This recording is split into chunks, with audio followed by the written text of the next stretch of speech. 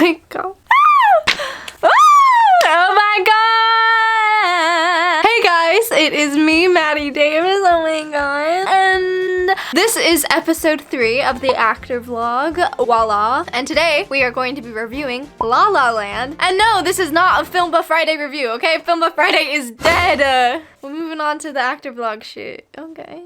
So I watched this movie because I was feeling artistically stuck, and then I saw that Emma Stone's character was an ENFJ like me, and I was like, oh shit, this movie is the feel I want to feel. So I watched it. So we're gonna do a deep dive on that because I felt it pretty iconic to be watching right now in my life. And if you're new to my channel, consider subscribing. Consider it. Because the journey here we're going on is fun, and it's all for the dreamers like you and me. So yeah, consider subscribing. And let's talk La La Land!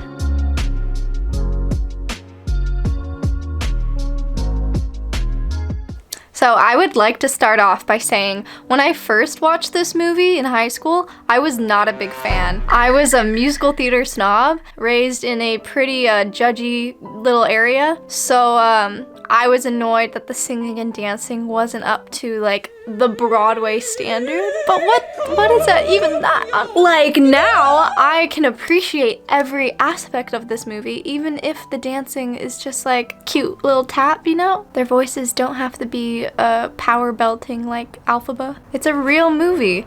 Hey, I'm filming! Right now? Yeah. I gotta tell you something real quick. I'm filming! Real quick. What? The movie, that whole scene takes place in Westwood Village. Yeah, I told you that. Dude, we literally filmed there. I know, when we did that big shot, it was the same. Yeah. It's pretty dope. Yeah. And all of that leads me to my next point, which is this movie, this story, is an extremely relatable story, I think, to all artists who haven't made it, who aren't, you know, born into the Hollywood scene or born into a place of full access to manifestations come to life, you know. And then I think, honestly, Ryan Gosling's character is a total asshole. But I do have to admire that he will not sacrifice his artistic integrity, or not for long anyways.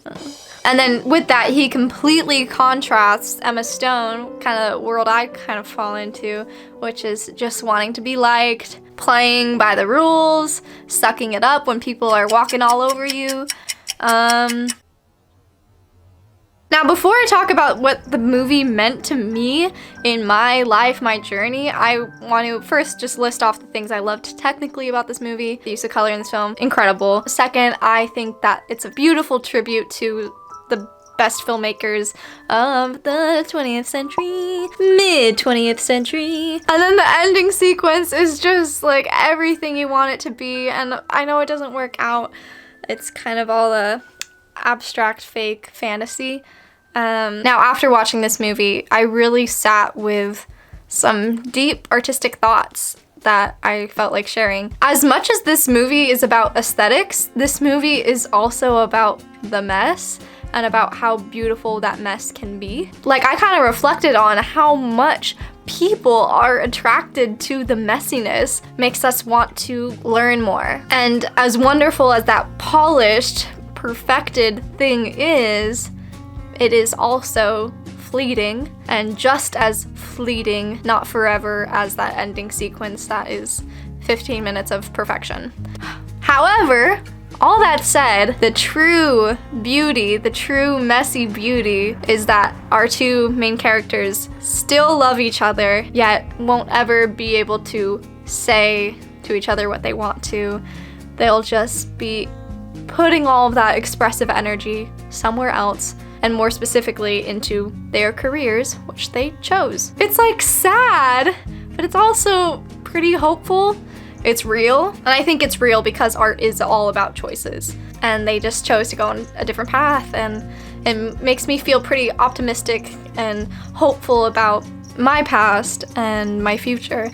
And more than anything, I think this movie is about how valuable the journey itself is, that it is just as valuable, if not more, than those landmarks of perfection and completion. I think that's what I'm inspired most by, to value myself, the messy, in process self, just as much as I value the A-lister celebrities, A-lister actors who move me to tears, because the world around me at large is only going to be valuing that end goal. Yet I still have to show myself and that journey just as much value.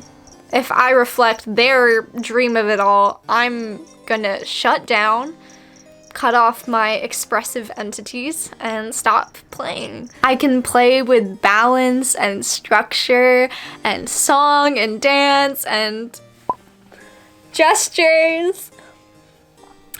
I'm not tied down to the definition of non-successful actor. So yes, basically in all, I love this movie, and I am so glad that so much heart went into telling this story and that I get to talk about it.